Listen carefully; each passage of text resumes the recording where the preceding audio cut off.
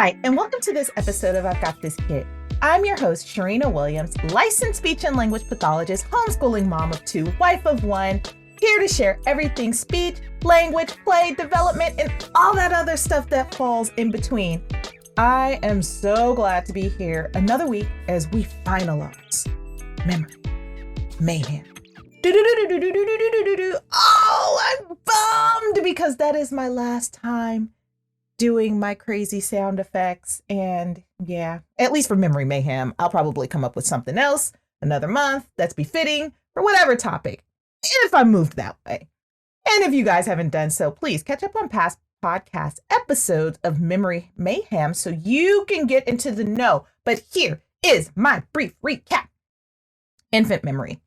That is based on what is seen. If it's not seen, then it's not there. However, memory is starting to build up to where they're playing with different sounds, cause and effect play.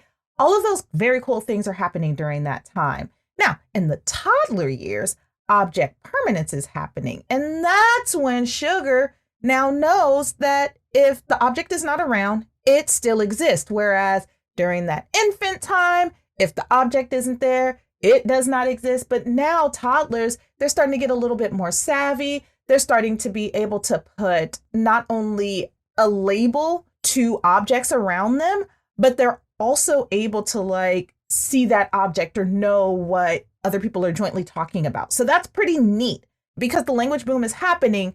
Memory is also expanding because guess what? Sugar has to hold on to that language in order to be able to produce.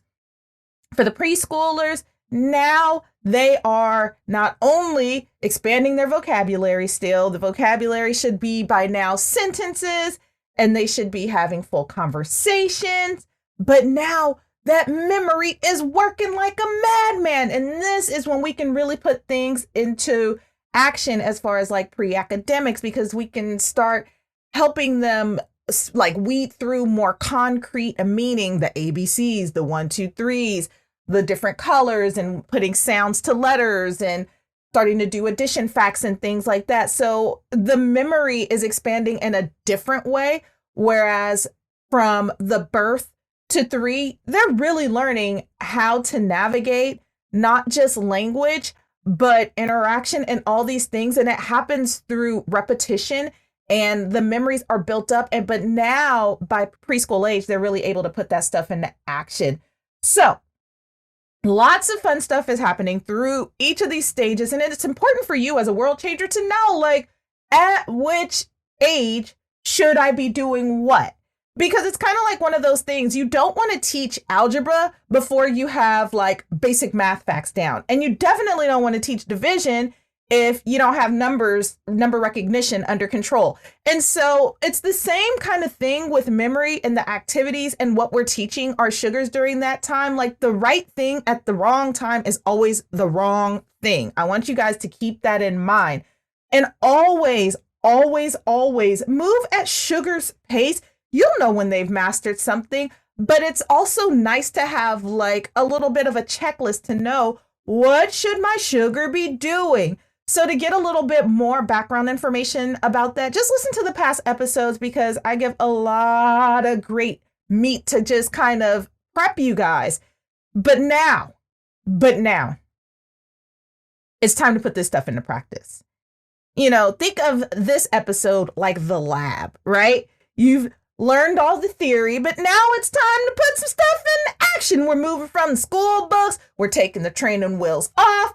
We're going to do. See, I knew something else was going to come. Anyway, for the infants, this is what we should be doing during this time. And everything I am going to explain today, you guys can put into practice as soon as this episode is over. Infant activities, reading daily. I cannot overemphasize the importance of reading every single day. But again, it's kind of like the division thing. We don't teach division until we teach numbers. So we just want to make sure to start, ease on into reading. So things like nursery rhyme. 1, 2, buckle my shoe. The wheels on the bus go round and round. Things like that. Dr. Seuss books. fun books, stuff that is interactive, stuff that has lots of sounds and where you play with language and not the push button sounds. That ain't the same. We're not doing the noisy stuff. We're not doing the overstimulating stuff. I'm talking about like actual interaction, fun little books that you can read together. Great books during that time are the ones that have like one thing on the page and you pull up that image. And maybe it's like, where's baby's belly button? Or what fruit are you going to pull up? Or a pop-up book. Things that are really, really simple, but also things that have like rhymes that play with rhythm of speech. Because remember, during infancy, they're learning the rhythms and the patterns of speech and how speech sounds turn into words. And so it's crucial to have those kinds of things. That's why nursery rhymes are so great. So even if you aren't the best singer, it really doesn't matter. What matters is that you're giving them that kind of stimulation that plays with words, plays with sounds, really simple stuff, no more than a few words on the page. The next thing that you can do with Little Sugar, peekaboo. Oh my goodness, peekaboo is like the jam for infants. They love that because remember, if they can't see it, it doesn't exist. And they don't necessarily have the concept of like how hands work. And so if your hands go over your face, like you're really gone. They might still hear you, but like in a sense, you're gone, right? And then you come back and it's some exciting stuff. But it doesn't just have to be you. You could do peekaboo with stuffed animals. You could do peekaboo with other people. Where's Dad? Where did he go? And maybe Dad hides and you guys are both looking for him and then he pops back up, or the other way around, or with a sibling or with the dog. But it's really fun because it reminds Sugar and it starts to build for them that stuff goes, but it can come back. Stuff goes, it can come back. This is those pre-skills that they need for the object permanence. And so playing peekaboo is a great thing for that. It's a great way to build up memory. Cognitive games. This is where we're starting to get into the toys. There's a lot of stuff to me that you can do with an infant that doesn't require stuff. But if you want to do some toys, shape sorters are great. Because again, they're putting the object in the shape sorter and it's going away. But then also they have to start remembering which shape goes where. And so like you can do some hand over hand during this time and kind of like help their hand go in and things like that. Stacking blocks are also really great during this time. Really simple ones, nothing too complex, probably no more than like 4 to 5 of the thick stacking blocks, because also remember, a lot's going on. They don't have great fine motor skills to be pulling up more complex pieces. And maybe, you know, there's always an exception to the rule, but I would just say keep it fun, keep it simple, and just make sure that you're focusing more so on the interaction and helping them build up the memory of which order they go in every single time. Simple, soft puzzles are great during this time. Again, maybe no more than 4 to 5 pieces, very basic stuff where you can do hand over hand with them. But once you put it together, not only are you creating that memory image, but also like starting an activity and completing an activity. And so those are things that you guys can do together.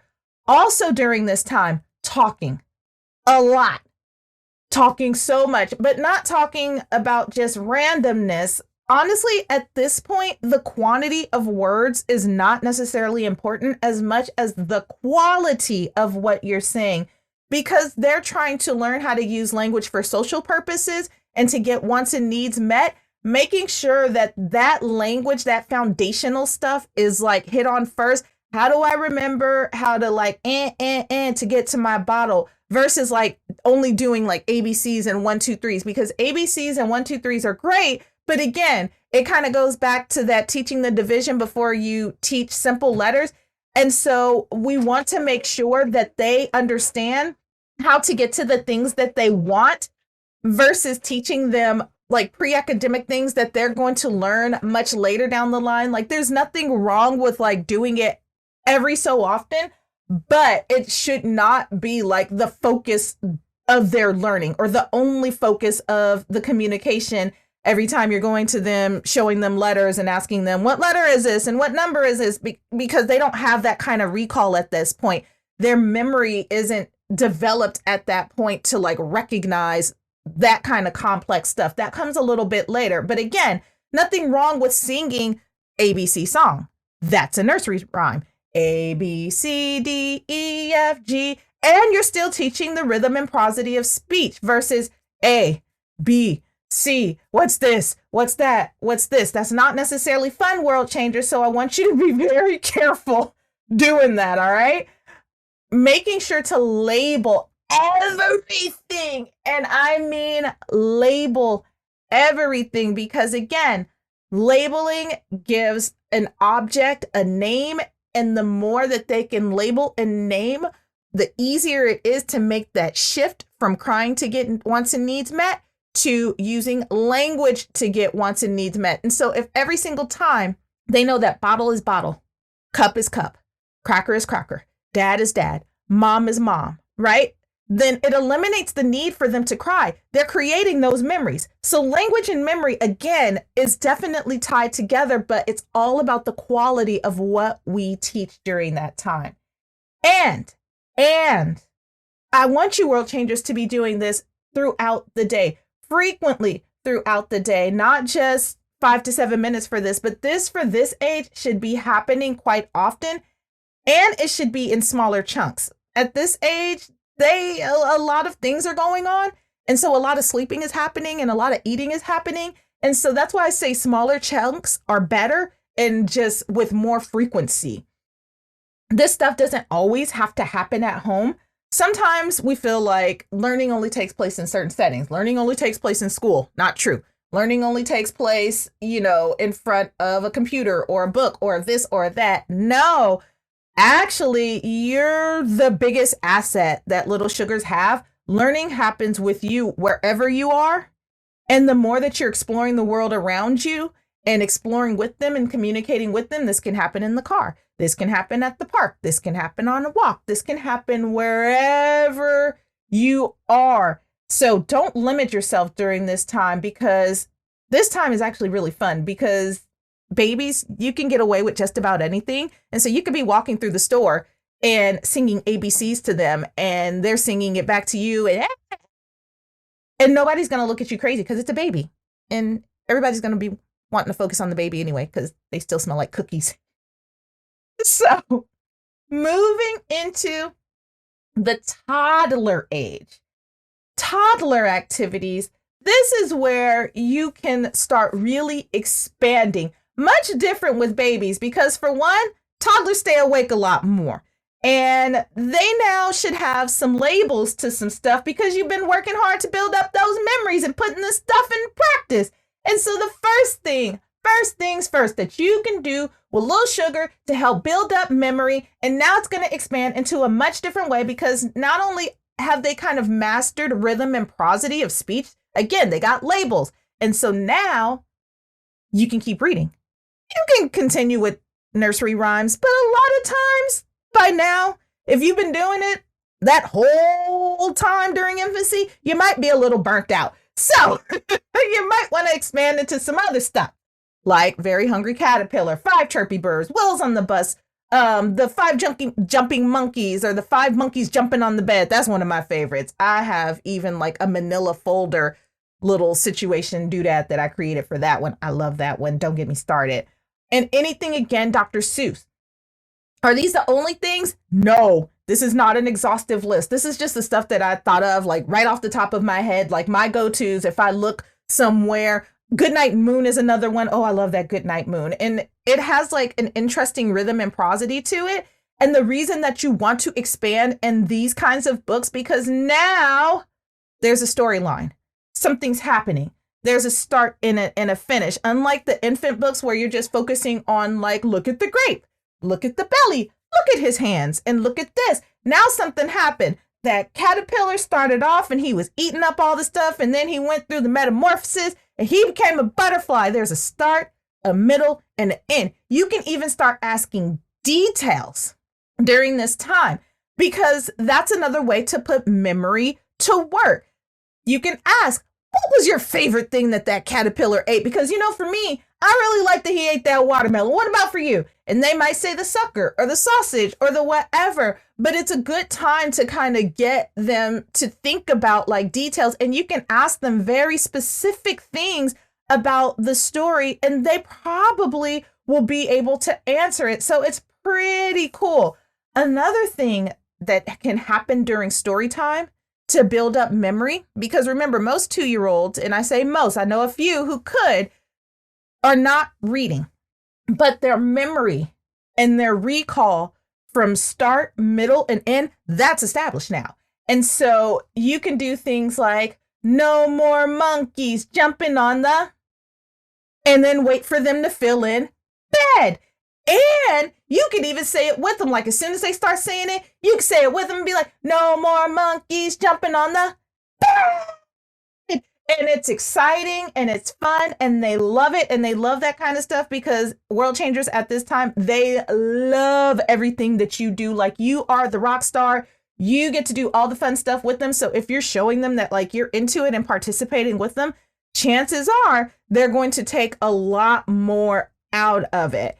So that's what's happening during that time. Like really continue the reading and expanding the reading, because not only are you expanding their memory for stories and for start, middle, end, you're also expanding that vocabulary, because across books, there's new vocabulary and they're still building up the vocabulary and they're still holding on to those memories and being able to use those words for later. So very important to do that during that time. Another fun thing that you can do with these sugars, direction games. Direction games can be a blast, and I mean a blast. And I know in most other contexts, if you've listened to any other episodes, when I'm talking about directions, usually I'm talking about like following directions, pick up your shoes and put them away, go get your coat and bring it to me, get your diaper so we can change it, something like that. But direction games, I haven't really touched on, but I actually do them and they are fun. And it can be silly, like touch your nose, then touch your toes, touch your nose, touch your toes, then rub your belly. And they have to hold on to the information that you tell them, and then they have to execute it. That can be extremely difficult, holding on to information and then executing it. That's memory. And the more complex it gets, the more they have to hold on to. But when you make it fun like that, run down the street, do 5 jumping jacks, and run back to me, the more that they can hold on to, and it generalizes across different areas of life. So you can definitely do those kinds of things to build up memory during that time. And I know it seems super silly, but it's a lot of fun and it's a great way to get them to learn how to build up memory without even knowing that they're building up memory. It's kind of like your spaghetti sauce where you put a bunch of stuff in there and you like mince it all up and nobody has a clue what they're eating, but you've put probably like 2 cups of vegetables and 1 serving of spaghetti. That's kind of like what those activities are. So don't limit yourself on those because it can happen anywhere. And again, stuff like that, you can do it in the store. Go get the lotion, soap, and put it in the cart. 10 seconds, run, right?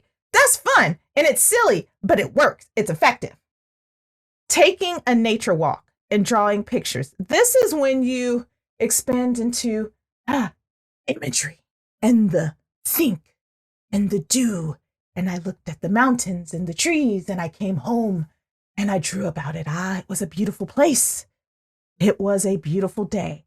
But again, now you're working with visual memory. A lot of times, because of my background, I'm always talking about talking and understanding, but visual memory, imagery is another way to communicate the information that sugar has held on to, holding on to those memories and getting it onto paper and then describing what they did.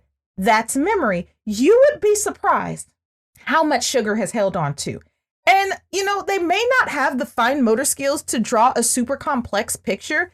That's why it's always better to ask them, what did you draw? Tell me about it versus going in blind and starting to play the guess game, because you're going to disappoint your toddler and you don't want to disappoint them at this point. Because I know for me, I just remember during that time, like 90% of my guesses were wrong. And I finally had to learn to just say, what did you draw? Tell me all about it. And I got so much more information. And then I was able to like follow up with questions. Well, what made you draw that? And oh, that's pretty cool because I didn't even think of that. And even telling them the areas that their thought process and their memories were different, because again, they're still making that separation from you as far as we don't think the same things. Our thoughts are not the same, but at the same time, we can share in the same experiences and talk about them. So holding on and expressing memories in that way is a lot of fun. And it doesn't have to, again, be limited to like nature walks. Even though I love nature walks, it doesn't have to be limited to that. It could be a day out with the family. It could be a birthday party. It could be whatever it is that would invoke some kind of memory that you think, hey, this might be valuable to get on paper and to hear what they actually held on to. And if you have a sugar who's struggling with memory or who's struggling with language, this might be a great way to help them like put images to the words that they want to use and then help them describe. It's like one of those things to where it's a win-win situation. Either way it goes, you're building up a skill in them. Toys during this age are fun. If you're getting into the toy thing, I wanted to make sure to give you guys stuff to do that didn't involve like running out and feeling like I need to go to the store. I need to do this. I need to do that. No. Again, you are the biggest asset. What you create is most important. Like your interaction trumps any toy. And what you do with those toys, honestly, makes it the most meaningful during that time. So don't ever limit yourself, the world changers.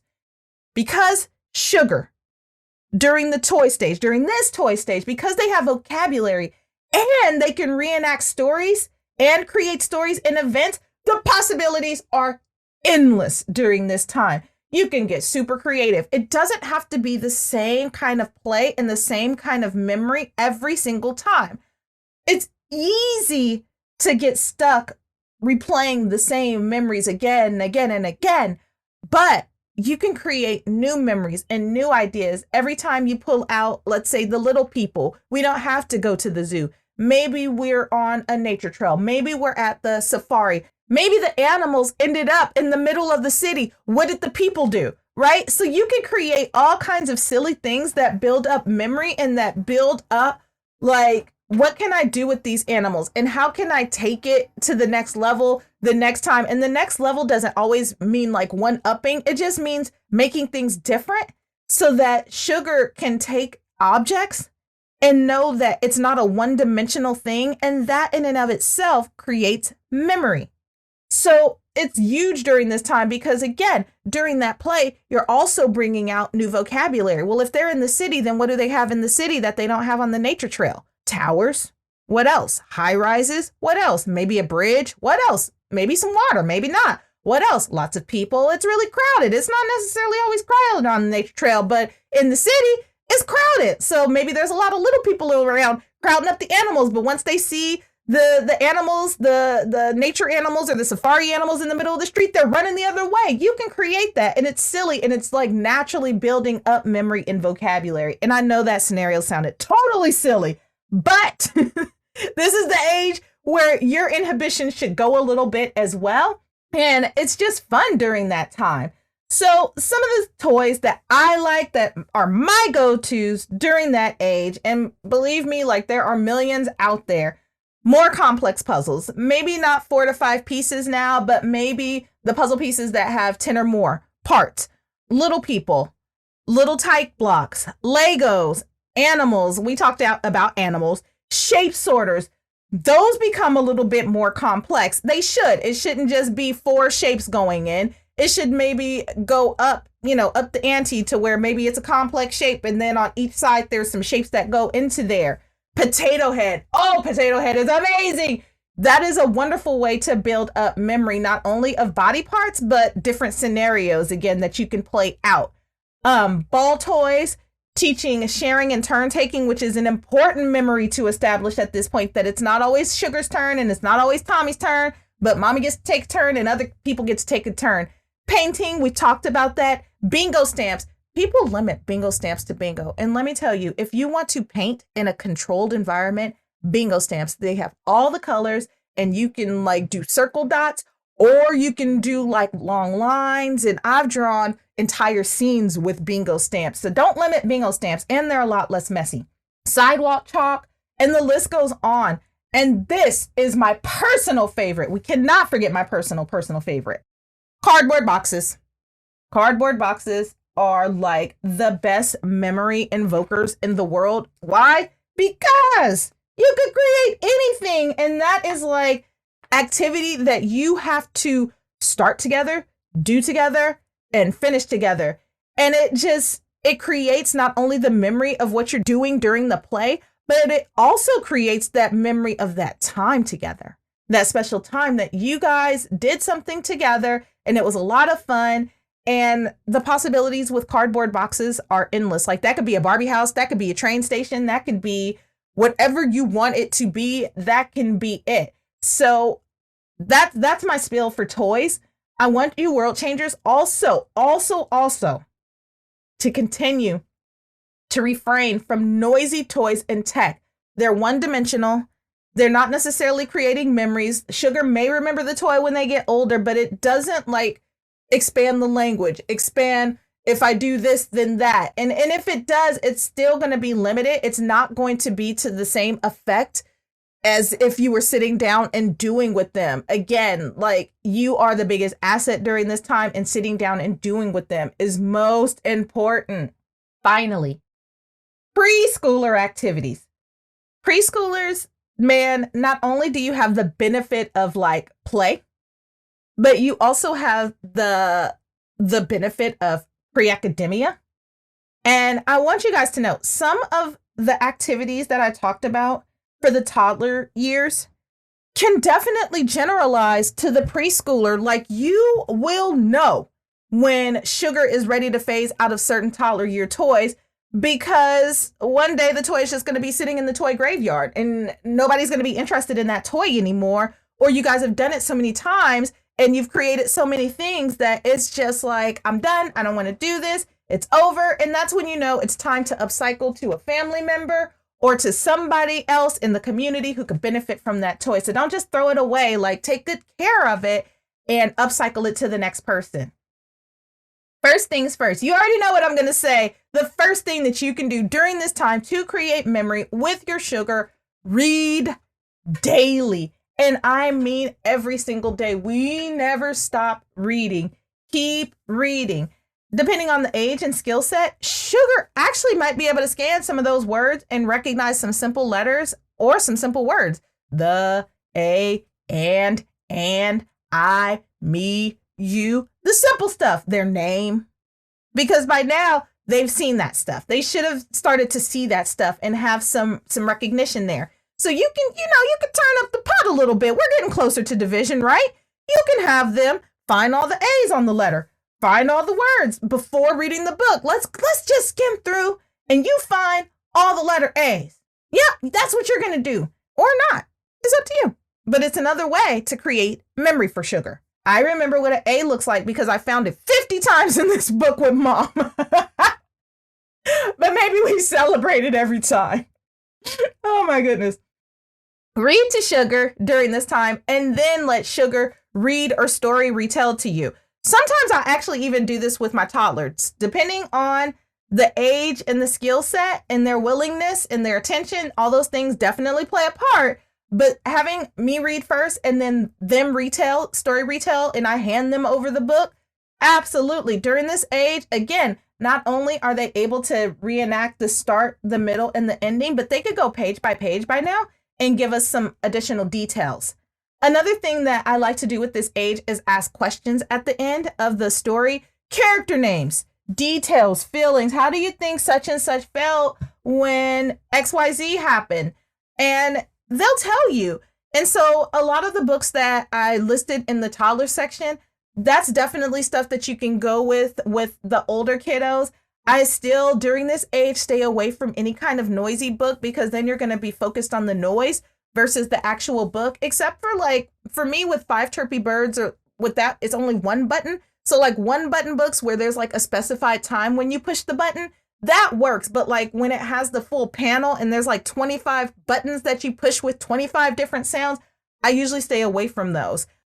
For some reason, I continue with nursery rhymes at this age, but for different reasons. Just because I know that Sugar is going to go and start doing like pre-literacy kinds of things. So it's still really appropriate for this age to kind of circle back and revisit some of those nursery rhymes that you overkilled when they were an infant. And I know I did. But this is a good time to like go back and reinforce that. Just because, again, they're about to delve into a different world called literacy. And so we want to continue to play with rhythm and prosody of speech. And I cannot overemphasize that reading daily should never stop. My Sugars at this point, one's going to be 12 in a few months and the other is 8. And they, at a minimum, we read at least 2 chapters a day to them of different books. Some during school that we read after they've read to us. That's not including the stuff that they read, like just us reading to them a minimum of 2 chapters a day. My husband never stopped doing story time at night. And so they automatically get 2 chapters from that and then whatever happens during the day. So please, world changers, I cannot overemphasize the importance of reading because we're talking about building memory. This is building vocabulary.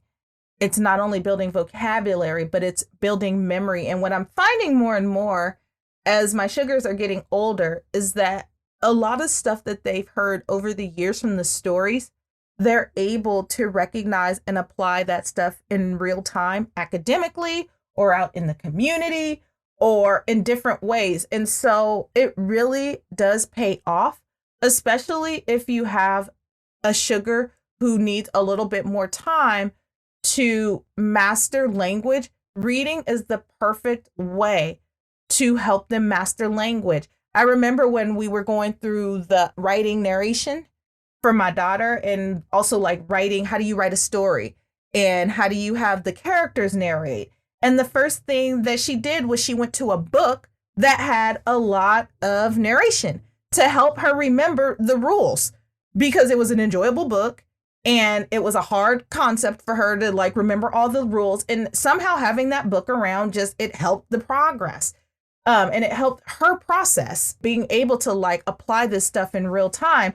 So world changers, do not take for granted why you should read to Sugar from the day you know Sugar is in the belly until I don't know when until is, because again, we're still reading and my kids are old.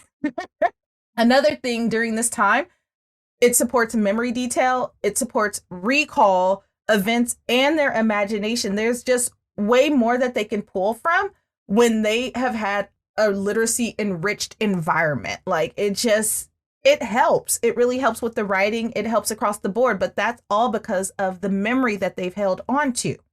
Another thing that you can work on during this time for our preschoolers are memory games. And again, this is when you definitely are getting close to division. Like we're turning the heat up. It's fun. You get to do concentration with them, Go Fish, Uno. Why? Because they have to hold on to that information. They have to rule recall. And for memory, they have to hold on to visual information. And in a sense with Go Fish, you have to hold on to some visual information as well. For Uno, same thing. Like you better know what that reverse symbol looks like or the skip or the whatever. So they'll know how to use their tools when they're learning how to be competitive. Playing simple games, Candyland, Chutes and Ladders. This again helps the memories, developing memories of turn taking, scorekeeping, strategizing, how to win. The most important part, how to win. So you want to do stuff like that with Sugar. You want to continue to play direction games with them as well. Like, remember the silly stuff, run down the street, do 10 jump jacks, and then high five your neighbor, something like that. By this time, Little Sugar's probably a pro, but you want to keep making the directions a little bit more complex and a lot more fun. This is stuff that can happen in the grocery store. This is stuff that can happen at the park. You can turn it into an obstacle course. Give them 3 or 4 things to do at the park and tell me that that is not memory. Go down the slide, swing on the swing 5 times, then run around the park 2 times, and then climb up the wall. Memory. They've got to hold on to that information and then carry it out. And it's funny to see them try to hold on to it and like they're falling apart. And usually at that age, they really learn cheating And so it might be cheating a little bit during that time. So you get a good laugh out of it. Again, we're going to continue to use art to enact life events, new information. This time, though, you can expand it. Now's the time to really expand it into letters and numbers and colors. And this is when you can pull out the sensory boxes. This is when the bingo marker can now become something that writes the letters down. The sensory boxes can have the animals inside, and you can pull out 2 animals and have them create a story about it. Tell me a story about the giraffe and the dog. Then they have to create a story, but they have to pull information from their brain, past memories, to be able to carry out that story. And it's really fun. And you can do the same thing with them. And if they struggle with that, then you model first and then have them do it. Or you do one line and then they do the next line. Simple cooking tasks can actually happen. No stove involved. No stove allowed. They're not ready for that yet. And if you have them anywhere near a stove, just be super careful, world changers. Like, just use wisdom. Oven mitts, safety goggles, apron, hazmat suit, fire extinguisher, all that stuff. But the stuff that doesn't require that, steps to making a sandwich, steps to pouring a bowl of cereal. Okay, I'm going to leave you on your own today, little sugar. Time for you to make your first bowl of cereal. What's step 1? Pour 3/4 of the bag into the bowl. Yep, that's about right, because that's what's going to happen anyway. But it's fun. And then milk. How much milk? Well, at least a whole gallon. At least a whole gallon, just to make sure, just to make sure. But those are things that they can carry out. And even if you're not ready for them to physically carry it out, then you can switch it around and say, okay, mommy needs to make you a bowl of cereal, but I'm having a little amnesia. Please help me. What do I do first? Get the cereal out. Okay. What do I do next? Get the milk. Wonderful. Then what do I do? Put it together, and then you can be silly without a bowl. No bowl. No spoon.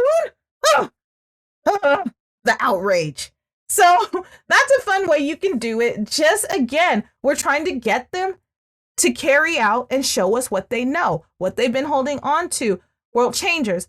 At this point, you guys know there's no limit to memory task. And there might be something that I didn't list that you're like, hey, you know what? I might not do it the way that you're saying to do it, but this is how I've been doing it and it works. Perfect. I want you, world changers, to be super proactive when it comes to developing these memories and creating these ideas and expanding their vocabulary and the way that sugar thinks about the world. Because remember, foundationally, this carries over into every aspect of their lives. And if you don't remember, go back to the past 3 episodes and I explained that in detail. But this episode was literally just focused on things that you can do as soon as you were done listening to this episode from start to finish. And just like I said with the other sugars, with the infants and with the toddlers, technology should still be limited, world changers. That imagination is growing. And I want it to continue to grow in a way that is healthy for them and that works for you guys. And if they are in some technology and they do have some iPads or some things like that around, just be with them, be present with them, and be willing to ask them questions so we know that they're actually getting something out of it. The same goes with TV. Have them explain that show. Have them explain what happened. Have them explain why the person was sad. Have them explain the movie. This is your time to be super proactive to make sure that they're just not watching, but they're interacting and they're holding on to the information that's going to benefit them. We continue to stay away from loud and noisy toys during this time. Like, we want to be the loud, noisy toy, not the toy. Let us be the loud, noisy toy, because loud, noisy toys just don't create memory. They create noise, and we want to be the noise. So I want you guys to be working on this, world changers, because it's fun. It's fun. And this age happens once and then it's gone. And I want you guys to maximize that time. So that wraps it up for this week episode and finalizes the Memory Mayhem series. I'm crying on the inside a little bit. I'm truly hoping that you guys enjoyed it. Next week, join me where I will talk my child hits, what do I do? Now, everybody's seen it or experienced it. And this is something that we're gonna tackle it. We're gonna talk about it. I know you don't want to miss it. And I know you know somebody who's experienced it. So get them to log in, tell a friend. Let's get into the know, world changers. If you have not done so, please, world changers, make sure to subscribe to I've Got This Kid. I would love for you guys to be a part of this community. Also, if you're enjoying what you're hearing, share with a friend, share episodes, tips, or advice on your page. All social media links can be found below, along with all sources from this episode, because you guys know I ain't a plagiarist. Send in your questions at questions@I'veGotThisKid.com, because remember, world changers, there's no such thing as a silly question, rather an unanswered question. Until the next time, world changers, take care.